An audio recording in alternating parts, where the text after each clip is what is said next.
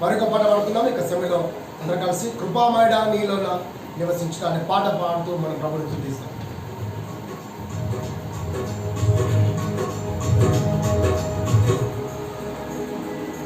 కృపామయుడా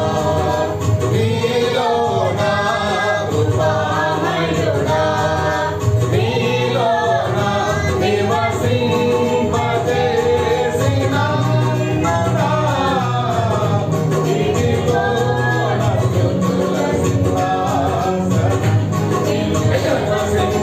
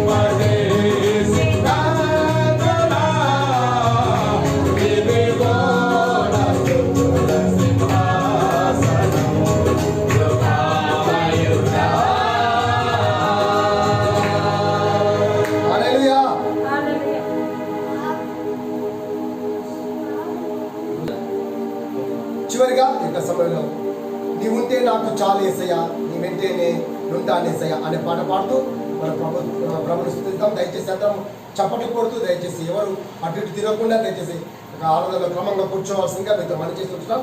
సమయంలో చివరిగా ఈ యొక్క పాట పాడుకొని మనం ఆరాధనలోకి ముందుకు వెళ్దాం.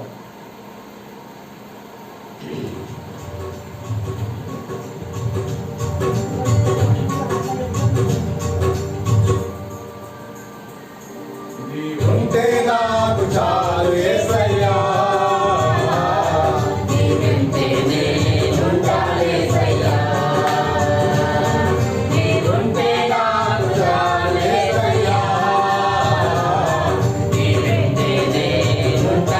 Say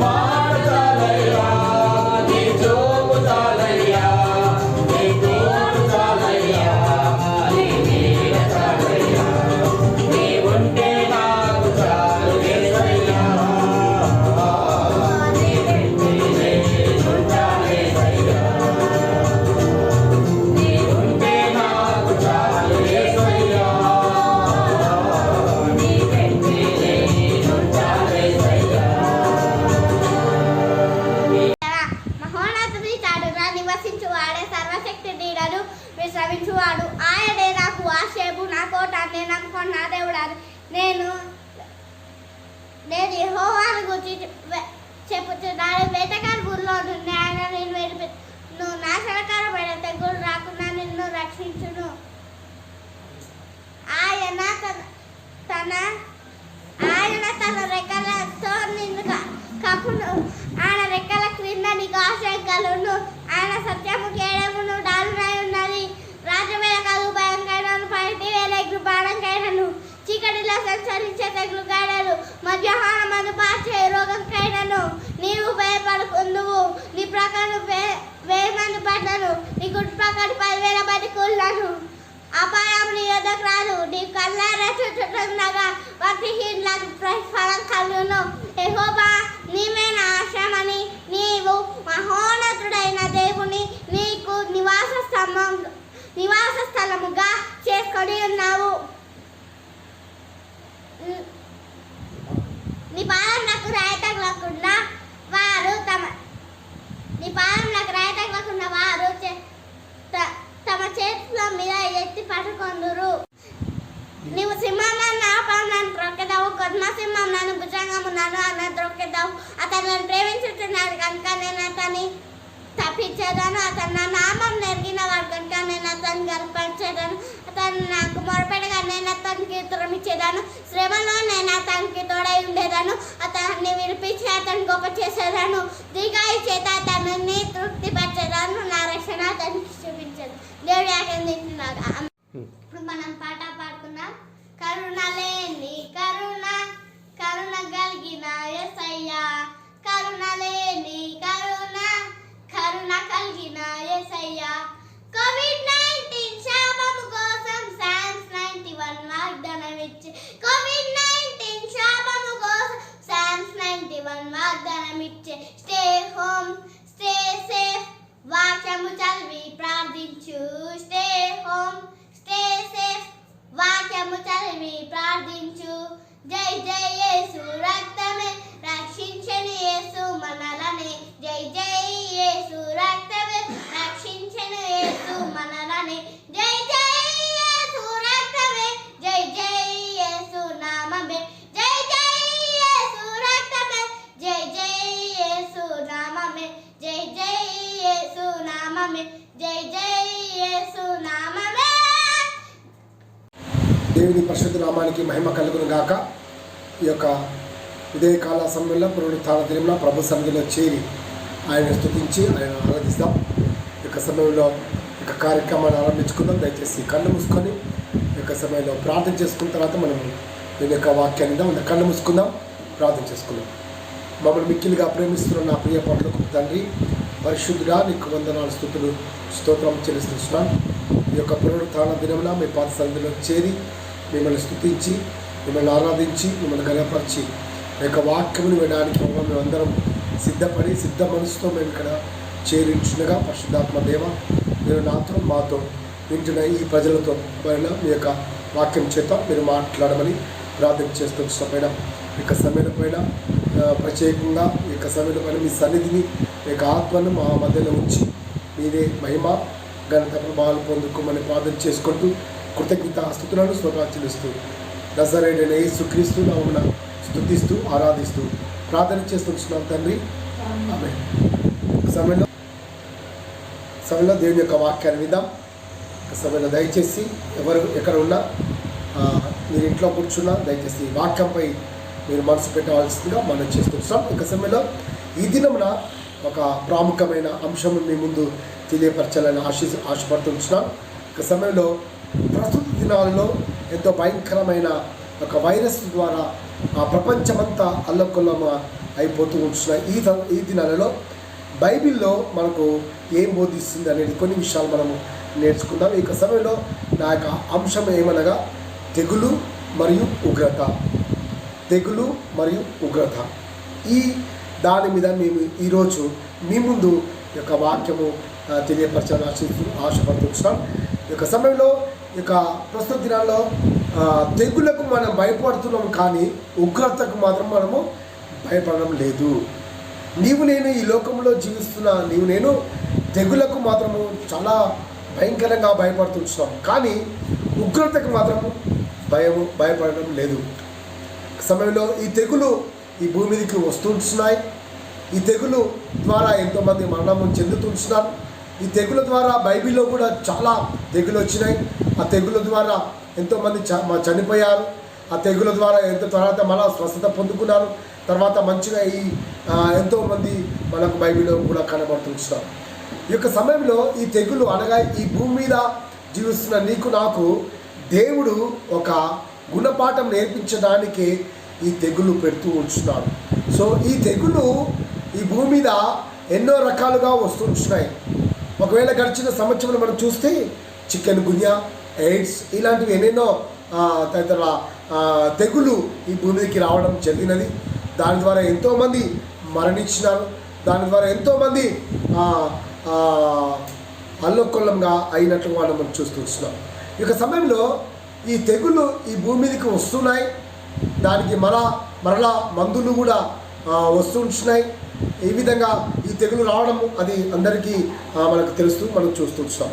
ఈ సమయంలో ప్రస్తుతంలో కరోనా వైరస్ కూడా ఈ యొక్క భూమి మీద అనగా ఈ యొక్క ప్రపంచంలో ఎంతగానో వణికిస్తూ ఉంటున్నారు. ఎంతోమంది చనిపోతూ ఉంటున్నారు. సో ప్రస్తుతం మా భవిష్యత్తు దినాల్లో కూడా ఈ కరోనా వైరస్కు ఖచ్చితంగా మందు కూడా వస్తుంది. తర్వాత ఆ కరోనా వస్తుంది, పోతుంది, మళ్ళా స్వస్థ పొందుతారు, చనిపోతారు. అవన్నీ కార్యాలు జరుగుతూ ఉంటున్నాయి. కానీ ఈ యొక్క సమయంలో మీకు నేను చెప్పేది ఏమిటనగా ఉగ్రతకు భయపడుతున్నామా? ఈ తెగులు అనగా ఈ భూమి మీద తెగులు మనకు దేవుడు ఒకవేళ పెట్టినా, ఒకవేళ వచ్చినా, ఆ వైరస్లు వచ్చినా అవి కొన్ని రోజులు ఉంటాయి. మళ్ళా ఏదో మందు ద్వారా స్వస్థత పొందుకుంటున్నాం, మళ్ళీ వస్తున్నాయి, మళ్ళా పోతూ ఉంటున్నాయి.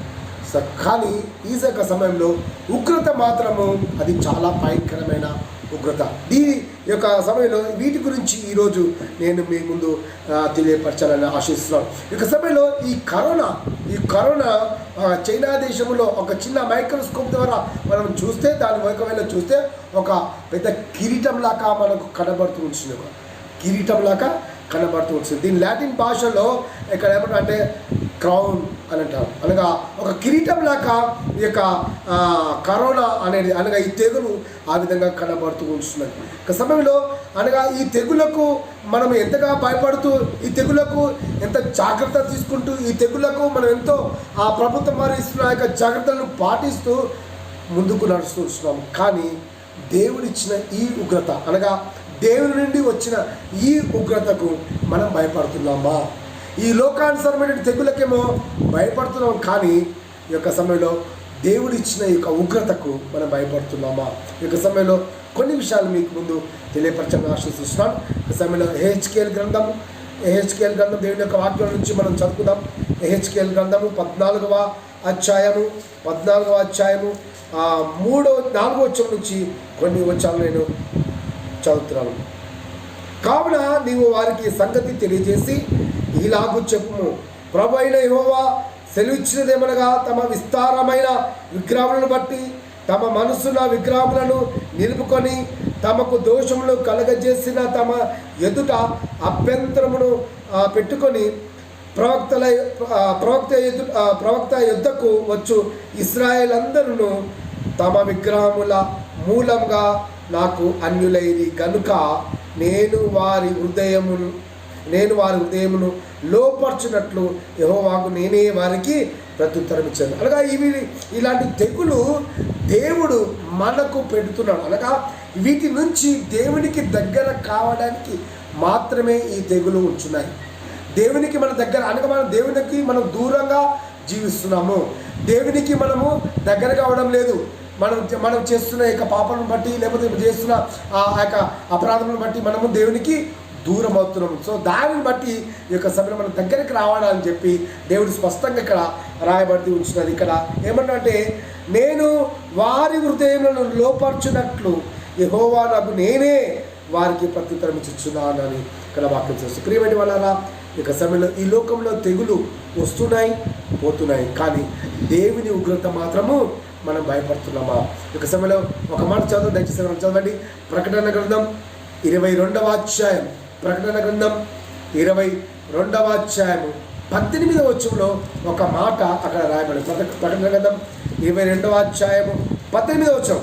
ఈ గ్రంథమందున్న ప్రవచన వాక్యములను విను ప్రతివానికి నేను సాక్ష్యం ఇచ్చినది ఏమనగా, ఎవడైనాను వీటితో మరి ఏదైనాను కలిపినేడలా ఈ గ్రంథంలో రాయబడిన తెగులు దేవుడు వానికి దేవుడు కలగజేస్తున్నాడు ఈ తెగులను. అనగా మనము ఆయన దగ్గర కావాలని, అనగా దేవుడు మనం ప్రేమిస్తున్నాడు కాబట్టి మనను దేవుడు మనల్ని విపరీతంగా ప్రేమిస్తున్నాడు కాబట్టి ఆ ప్రేమకు ఆయన ఈ యొక్క చిన్న తెగులు అనగా మనం కూడా చూస్తున్నాం. కానీ ఈ లోకంలో ఎక్కువగా మనం ఎవరిని పిల్లలను కొడుతూ ఉంచుతాం. ఎందుకు కొడతాం? వాళ్ళని ప్రేమిస్తున్నాం కాబట్టి. అంటే మనం ఆ తప్పు జాడలో మనం వెళ్ళకుండా ఉండడానికి మనం వాళ్ళని భయపడిస్తుంటాం, లేకపోతే కొడుతూ ఉంచుతాం. ఎందుకు? కోపంతో కాదు, ప్రేమతో. సో దేవుడు కూడా ఈ తెగులు అనగా ఒకవేళ పెడుతున్న దేవుడు మనకు ఆయనకు దగ్గర కావడానికి మాత్రమే ఇది ఉందని మనం జ్ఞాపకం చేసుకోవాలి. ఈ సమయంలో ఏ విధంగా ఈ తెగులు ఒకవేళ వచ్చినా, ఈ లోకానుసారమైన తెగులు ఒకవేళ వచ్చినా ఎట్లా వెళ్ళిపోతాయి? ఒకవేళ అయితే హెచ్కేల్ గ్రంథం 14వ అధ్యాయంలో, హెచ్కేల్ గ్రంథం 14వ అధ్యాయం 13వ వచనంలో ఆ మాట మనం చదువుకుందాం.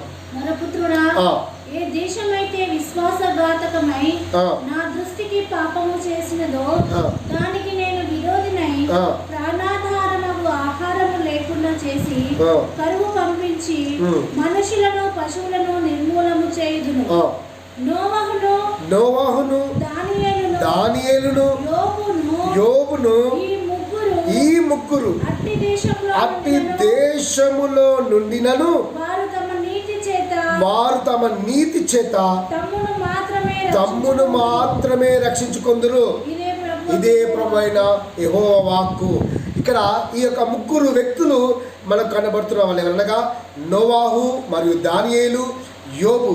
ఈ ముగ్గురు వారి యొక్క నీతిని బట్టే వారు ఉన్న ఈ లోకంలో వారు నీతిగా, న్యాయంగా, యథార్థంగా వాళ్ళు జీవిస్తున్నారు. కాబట్టి ఆ యథార్థత, ఆ నీతి, దాన్ని బట్టే వారు ఈ యొక్క వైరస్ నుంచి, లేకపోతే ఈ యొక్క తెగుల నుంచి, లేకపోతే ఈ యొక్క వైరస్ నుంచి వాళ్ళు రక్షింపబడుతున్నట్లుగా మనము చూస్తున్నాం. ఇతరులు కాదు, లేకపోతే వాళ్ళ కుమారులు కింద మనం చూస్తే వాళ్ళ కుమారులు, వాళ్ళ కుమార్తెలు, వాళ్ళ బంధువులు ఎవరి వారి యొక్క నీతి ద్వారా రక్షింపబడరు అని చెప్పి కింద మనం చూస్తున్నాం. ప్రియమైన వల్ల మనం గుర్తించుకోవాలి, మన నీతి, మనం జీవిస్తున్న ప్రవర్తన, లేకపోతే మనం మాట్లాడి దాన్ని బట్టి ఈ యొక్క వైరస్ అనగా ఈ యొక్క వైరస్ తెలిగిపోతున్నట్టుగా మనం చూస్తున్నాం. సో ప్రియమైన వాళ్ళరా, సో మనం ఆ విధంగా నీతిగా మనము జీవించడానికి మనం, సో ఎందుకంటే వీటి నుంచి రక్షించుకోవాలంటే, ఈ విధంగా రక్షించుకోవాలంటే మనం నీతిగా, న్యాయంగా మనం ఉండడానికి మనం ప్రయత్నం చేద్దాం. ఈ సమయంలో ఈ తెగులు అనగా ఎట్లా అంటే ఏ విధంగా మనకు వస్తుందో మనం చూద్దాం. ఎఫెసీయులకు రాసిన పత్రిక 5వ అధ్యాయము 7వ వచనం. ఎలాంటి వారికి ఈ తెగులు, ఎలాంటి వారికి ఈ యొక్క వైరస్, ఎలాంటి వారికి ఈ విధంగా వైరస్ వస్తుందో మనము బైబిల్లో స్పష్టంగా రాయబడుతూ ఉంటున్నది.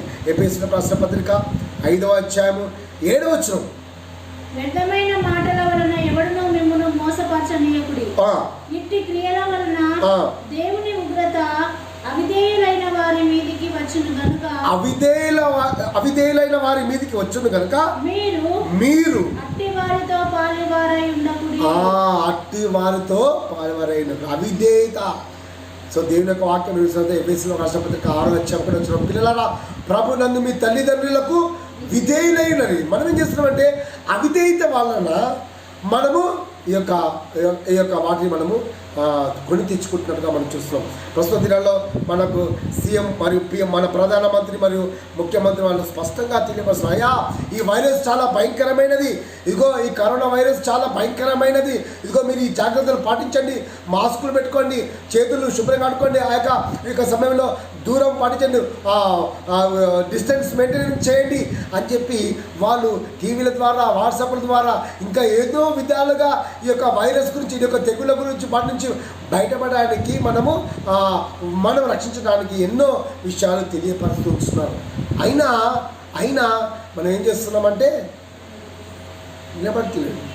దాని ఏంటంటే అవిధేయత. మనం పెద్దలకు అవిధేయత చూపిస్తున్నాం.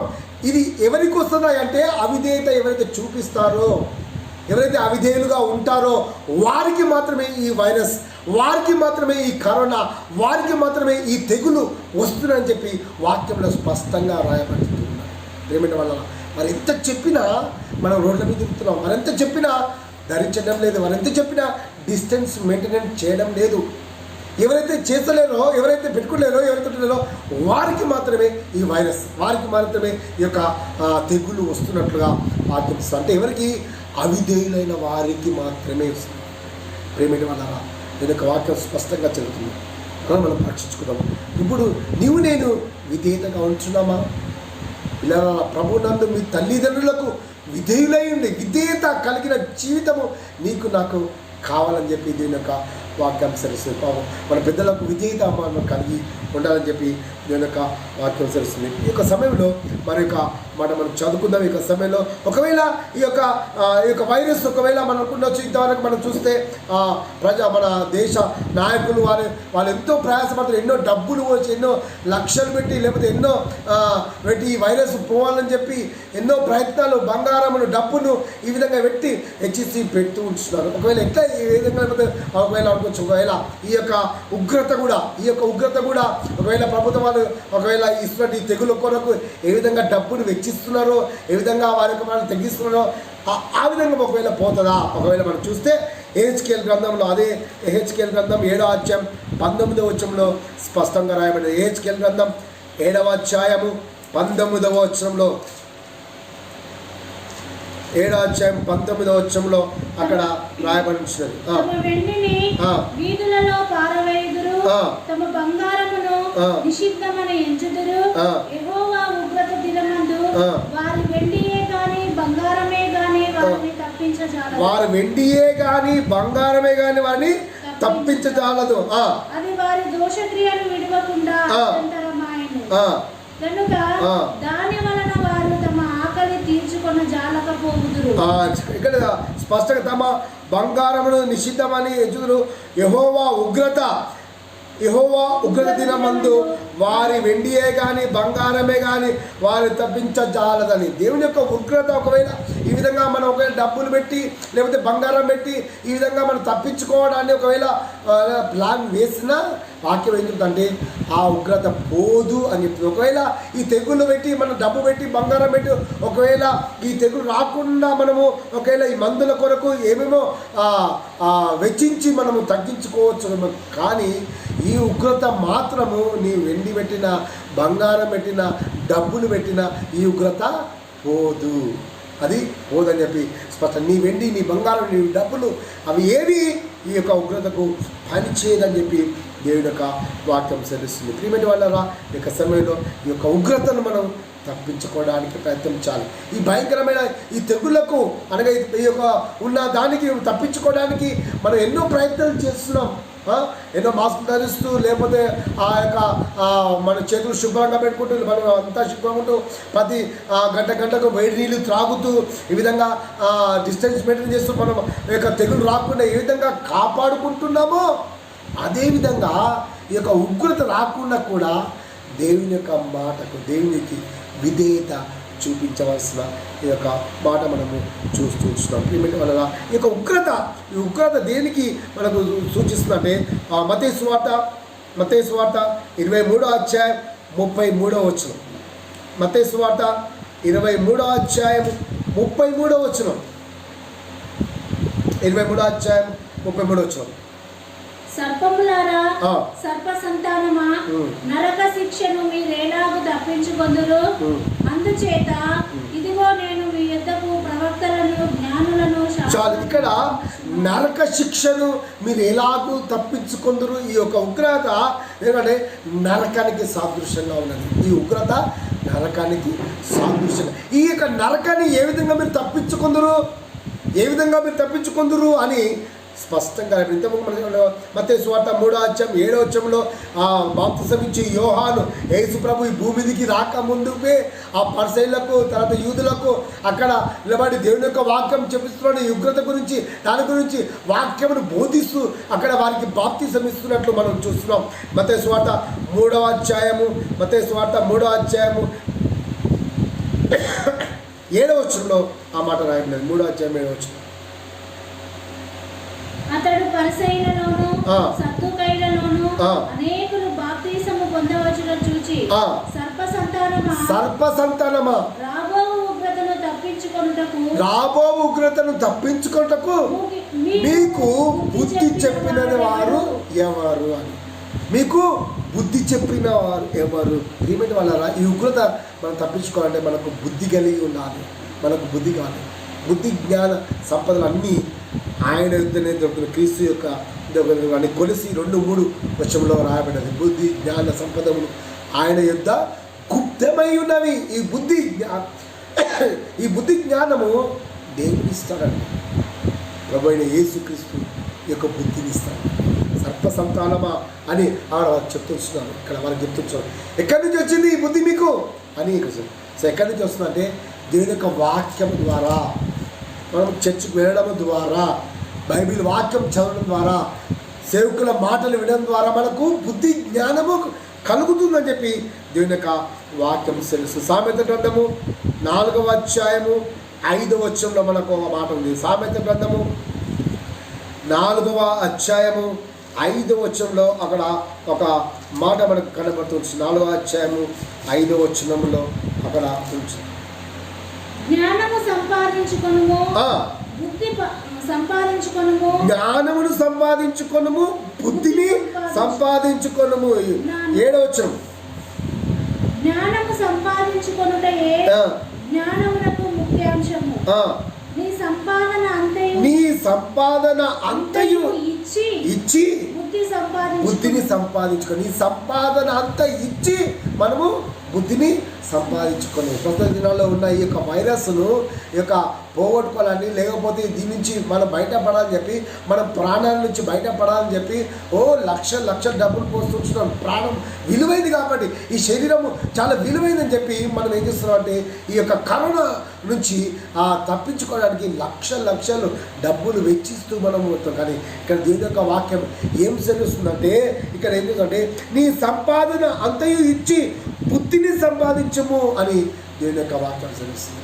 ఈ బుద్ధి ఒకవేళ, ఈ యొక్క జ్ఞానం ఒకవేళ మనం సంపాదించుకుంటే ఇంతకుముందు కూడా ఆ యొక్క ఉగ్రతను మనం తప్పించుకోగలము అని నేను యొక్క వాక్యం చూసించాం. ఏమిటి వల్ల ఈ లోకానుసారమైనటువంటి అనగా ఈ యొక్క తెగుళ్లకు మనం ఎంతగా ఆతృతపడి మనం ఏ విధంగా కాపాడుకుంటున్నామో, ఇదిగో ఈ శరీరము కేవలము 40, 50, 60 లేకపోతే 70, అధిక బలం అంటే 80 సంవత్సరాలు ఒకవేళ ఈ శరీరం ఉంటుంది. కానీ యుగాలు అనగా ఈ యొక్క ఉగ్రత అనగా ఈ యొక్క నరకము యుగాలు ఉంటుందట. ఎప్పటికి ఉంటుంది. ఈ ఎప్పటికి ఉండే దాని కొరకు మనము ప్రయాసపడాలి.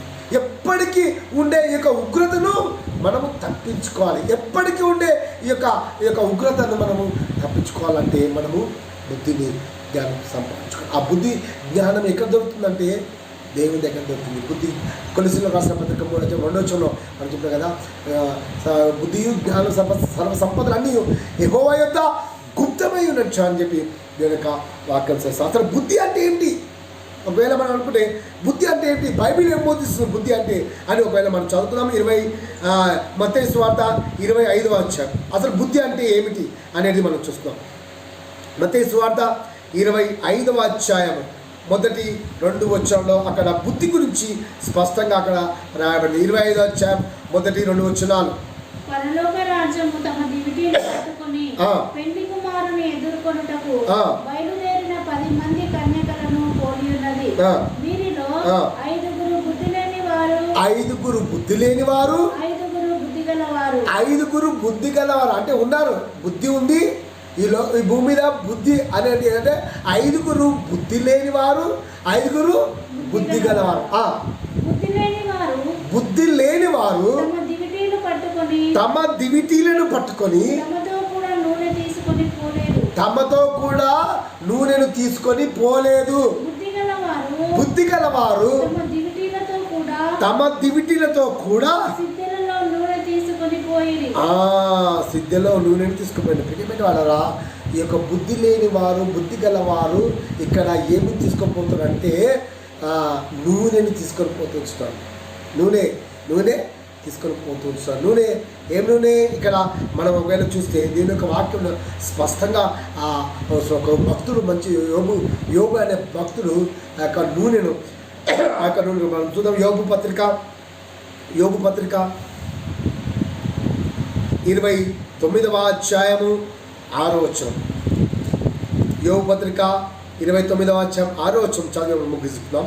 29వ అధ్యాయం 6వ వచనం. నేను పెట్టిన అడుగెల్లా నేతిలో పడెను. బండ నుండి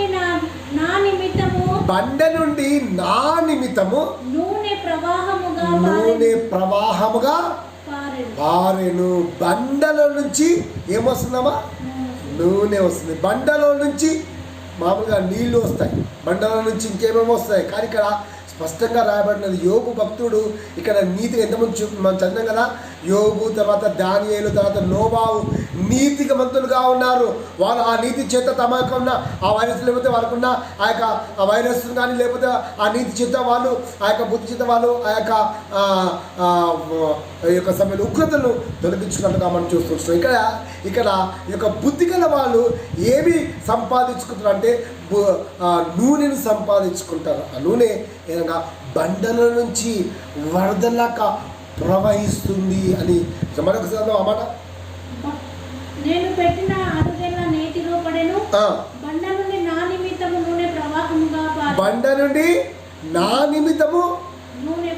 నూనె ప్రవాహముగా పారెను అని.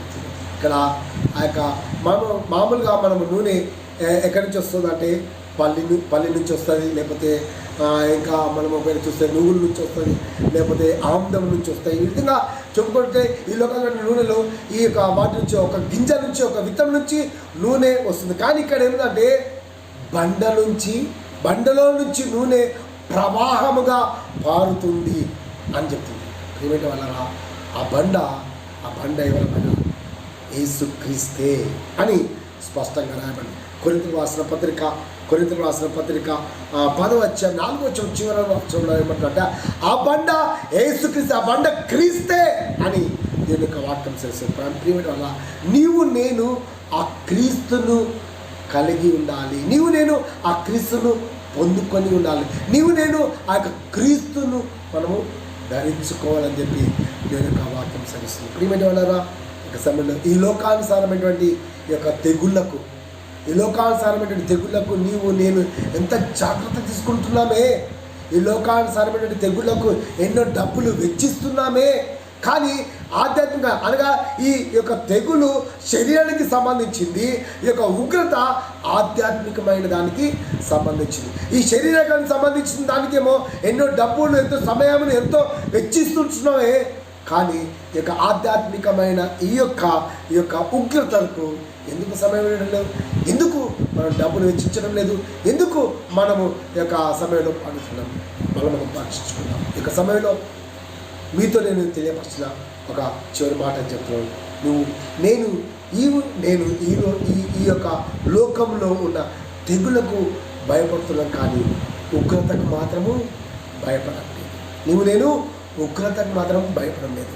ఏమిటి వల్ల ఈరోజు మనం నేర్చుకుందాం. ప్రభువా, ఈ ఉగ్రత అనగా ఈ యొక్క సమయంలో ఈ యొక్క ఉగ్రత నుంచి ఒకవేళ తప్పించుకోకపోతే యుగాలు అనగా ఈ భూమి మీద ఈ యొక్క వైరస్ ద్వారా ఒక 40, 50 లేదా 70, 80 సంవత్సరాల వల్ల బాధపడుతుండొచ్చు. కానీ ఈ ఉగ్రత నుంచి ఒకవేళ తప్పించకపోతే యుగాలు అనగా ఆ నరకంలో ఆ నరక శిక్షలో మనము కాలిపోతూ ఉంటున్నాము అని గుర్తుపెట్టుకున్నాం. లోక సువార్తలో స్పష్టంగా రాయబడ్డారు. ఒక ధనవంతుడు లాజరు చనిపోయిన తర్వాత ఆ దరిద్రుడైన రాజును చనిపోయి ఆ యొక్క రొమ్మున ఆనుకున్నట్లు మనం చూస్తున్నాం. ఈ ధనవంతుడు అనగా ఈ భూమి మీద ఉన్నప్పుడు ఆయన దేవుని అనగా ఆ యొక్క క్రీస్తును ధరించలేక ఆయన ఆ యొక్క ఉగ్రతకు పాలైనట్లు మనం చూస్తున్నాం. ప్రియమైన వల్ల నీవు నేను ఈ యొక్క లోకానుసరమైనటువంటి ఈ యొక్క తెగుళ్ళకు ఏ విధంగా భయపడుతూ ఏ విధంగా మనం టైం వెచ్చిస్తూ డబ్బులు వెచ్చిస్తూ ఏ విధంగా ఉంటున్నామో అదేవిధంగా ఆధ్యాత్మికంగా ఈ యొక్క ఉగ్రతకు మొట్టమొదటిగా విధేయత చూడాలి. ఆ యేసయ్యకు మనం విధేయత కలిగి దేవుని పంపిస్తూ ఈ యొక్క బైబిల్ అనగా ఈ యొక్క వాక్యానికి మనం ప్రాముఖ్యత ఇస్తూ ఈ వాక్యానికి విధేయత చూపుతూ దేవుని మాటలకు విధేయత చూపుతూ సేవకుల మాటలకు విధేయత చూపుతూ మనం ఈ భూమి మీద ఉందాం. అలాంటి ఉగ్రత తప్పించుకుందాం. దేవుడు అలాంటి ఉగ్రత నుంచి మనం తప్పించాలని దేవుడు తన కృప మెండుగా అనుగ్రహించను గాక. దేవుడి కొద్ది మాటలు మన వీటిలో దీవించి ఆశ్రయించి కాపాడును గాక. కళ్ళు మూసుకుందాం, ప్రార్థన చేసుకుందాం. అందరం దయచేసి కళ్ళు మూసుకుందాం, ప్రార్థిస్తున్నాం. ప్రేమైనటువంటి సహోదరుడా, సహోదరి, ఈ దినమున ఈ యొక్క పునరుత్థాన దినమున దేవుని సన్నిధిలో ఒకవేళ నువ్వు ఇంట్లో ఉండి లేకపోతే ఇంకెక్కడైనా ఉండి ఎక్కడైనా ప్రయాణం చేస్తూ ఒకవేళ ఇంకెక్కడైనా లేదో మంచి స్థలంలో ఉండి ఒకవేళ ఈ వాక్యం ఇచ్చున్నావా, ఇదిగో దేవుడు నీతో నాతో మాట్లాడుతున్నావు. ఈ యొక్క సమయంలో ఈ లోకంలో ఉన్న తెగులకు నేను భయపడుతున్నాను. ప్రియమైన సహోదరి, దేవుని యొక్క ఉగ్రత అది ఎప్పటికీ ఎల్లకాలం యుగాలు ఉండే ఉగ్రతకు నేను భయపడుతున్నాను. మనం జ్ఞాపకం చేస్తున్నాం. దేవా, నిన్ను కలిగి అవిధేయులుగా ఒక నీ మాటకు అనగా బైబిల్కు పోయినా సేవకులకు పోయినా సంఘానికి అవిధేయతగా ఒకవేళ జీవిస్తే ఈ లోకానుసారమైనటువంటి ఆ యొక్క వైరస్కు లేకపోతే ఆ తెగుళ్లకు ఒకవేళ అవిధేయత చూపిస్తే ఆ యొక్క వైరస్ ద్వారా చనిపోయినట్టు మనం చూస్తున్నాం.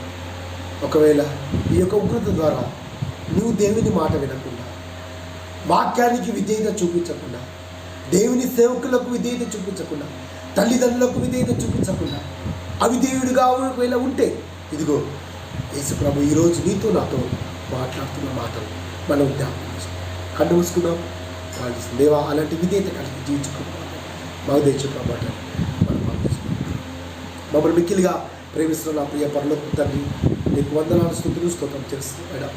ఈ యొక్క మధ్యాహ్న కాల సమయంలో పైన మీరు మాతో మీరు మాట్లాడిన విధానం బట్టి మిమ్మల్ని స్తుతిస్తూ ఆరాధిస్తూ ప్రస్తుతం. ఈ లోకంలో పైన ఎన్నో తెగులు వస్తున్నాయి అయ్యా, ఎన్నో తెగులకు పైన మందులు అయ్యా వస్తున్నాయి. పైన స్వస్థ పొందుతూ ఉంటున్నారు, చనిపోతూ ఉంటున్నారు.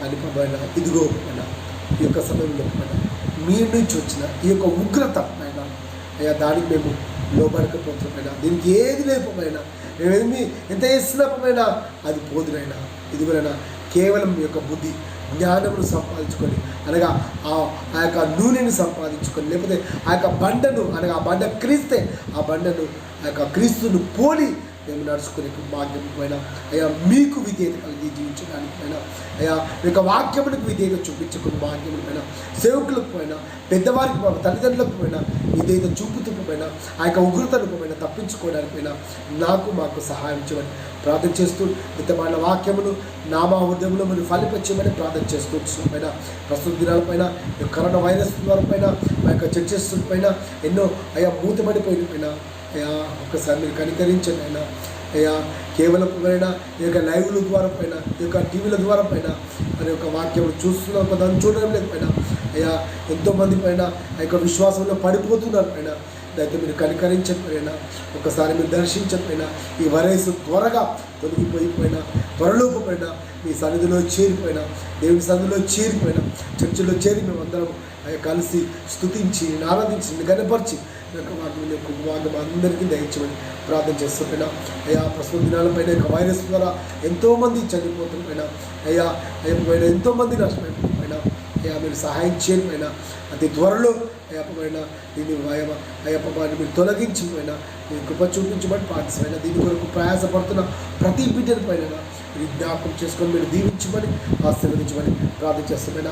మా సంఘాన్ని మా సంఘంలో ఉన్న కుటుంబాలకు పైన ప్రతి ఒక్క బిడ్డను అయ్యా పేరు వరుసన మీరు దీవించి ఆశీర్వదించి కాపాడమని ప్రార్థన చేసుకుంటూ ఈ యొక్క మధ్యాహ్న కాలపు దీవెనతో నింపమని ప్రార్థన చేసుకుంటూ మీకే మహిమ ఘనత ప్రభావాలు ఆరంభించుకుంటూ నజరేయుడైన యేసుక్రీస్తు నామమున స్తుతిస్తూ ఆరాధిస్తూ ప్రార్థన చేస్తున్నాం తండ్రి, ఆమేన్. మన తండ్రి అయిన దేవుని యొక్క ప్రేమయు మన ప్రభు అయిన యేసుక్రీస్తు కృపయు పరిశుద్ధాత్మ కన్నుల సాహసము శాంతి సమాధానం చేరిన ప్రతి ఒక్క బిడ్డకును కుటుంబాల్లో ప్రతి కుటుంబానికి సంఘాలకును ప్రభు రాకడ వరకు సదాకాలము తోడై నడిపించును గాక. ఆమేన్. Thank you. I love you. వందనాలు.